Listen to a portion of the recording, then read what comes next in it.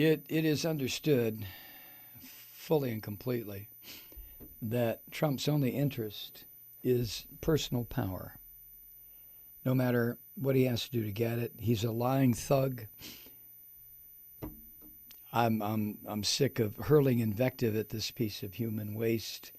But power is the only thing he's interested in. That's all any good fascist is ever interested in, is personal power. He doesn't care about the people, his family members, his constituents, the people who voted for him.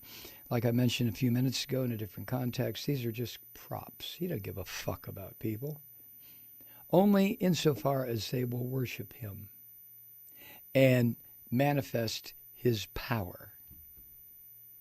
Here's another example. If you remember, after the mass shootings that occurred in Texas and Dayton, Ohio, Trump said he was prepared to endorse what he described at the time as, quote, very meaningful background checks. Remember that? And he said he could do it because of his, I have great influence over the Senate and over the House. Remember that?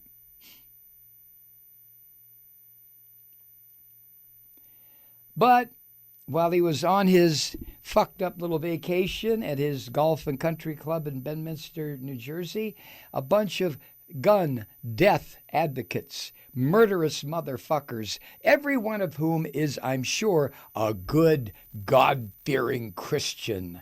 They all got together with him at his country club and washed that shit right out of his mind. One of his guests was Wayne LaPierre, the chief executive today of the National Rifle Association.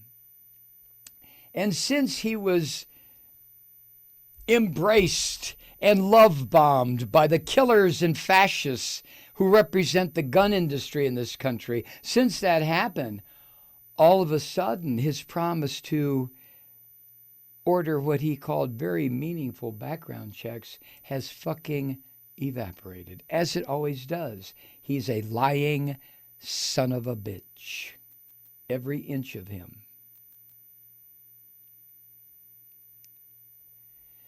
Speaking to reporters the other day after he left his sanctified country club to go back to Washington for executive time, Trump said he was, quote, very, very concerned with the Second Amendment, more so than most presidents would be.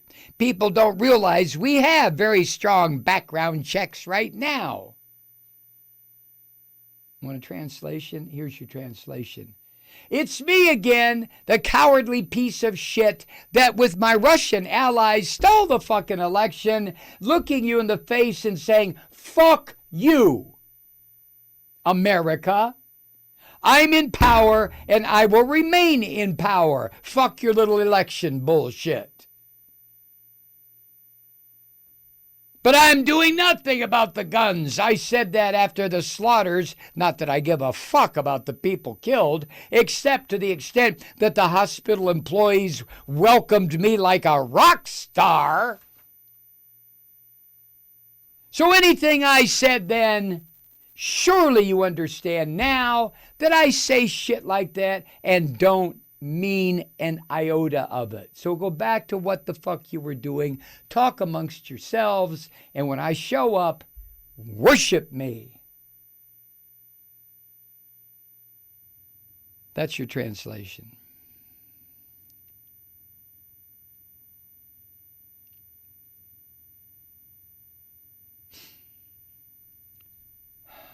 And he also pushed the idea that these fascist fuckheads at the NRA have been pushing for the past 50 years or longer. And that is that we ought to be focusing on mental health problems rather than on guns. Because guns don't kill people. Mentally deranged people kill people, right? So the guns are okay.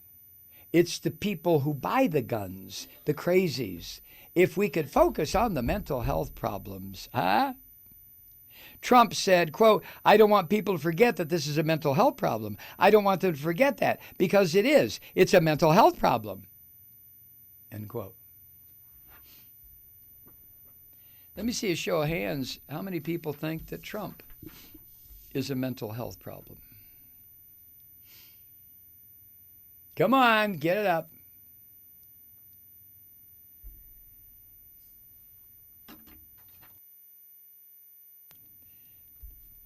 And of course, this Trump pig, in every budget that he has submitted so far, what's it been? 3, 2, 0, 79? Who the fuck cares?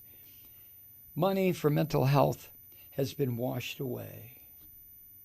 Money for public health washed away. Jesus Christ.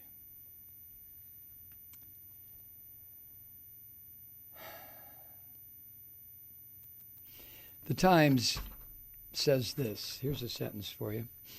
Mr. Trump's turnaround is the latest example of the president ultimately capitulating to the views of his populist white political base. And it came after NRA officials flooded the White House, Congress, and governor's offices around the country with phone calls since those back-to-back mass slaughters on August 3rd and August 4th. Why, truth seeker, do we allow ourselves to continue to live in an abattoir? Why do we continue to allow ourselves to live in a place where any moment you're going to be shot dead? You are going to fucking die from an AR-15 in a theater or a grocery store or a department store or on the street or in the school when you go to pick up your children. Or I am going to be shot dead. Why? Why? Why do we allow this to continue? Hi, Truth Seekers. Mike Malloy here. As you know, we've switched formats and are now broadcast exclusively on the Progressive Voices Network. So that means you get fewer program interruptions, no corporate commercials, and lots of profanity. But our format change also means some of our radio listeners no longer hear the program. It's been a while since I mentioned our podcasts, so you may have forgotten that there is a way to listen to this program anytime you need a good dose of screaming. Visit MikeMalloy.com and subscribe to our podcasts. You have your choice. You can listen to the ranting with the audio podcast or listen and watch me lose control with a video podcast subscription. As a podcast subscriber, you can download the program to your mobile device and take me with you wherever you go. And if you have a friend who needs a dose of truth-seeking, you can give a gift subscription as well. That's MikeMalloy.com, and never miss a minute of the uncensored fun and frivolity.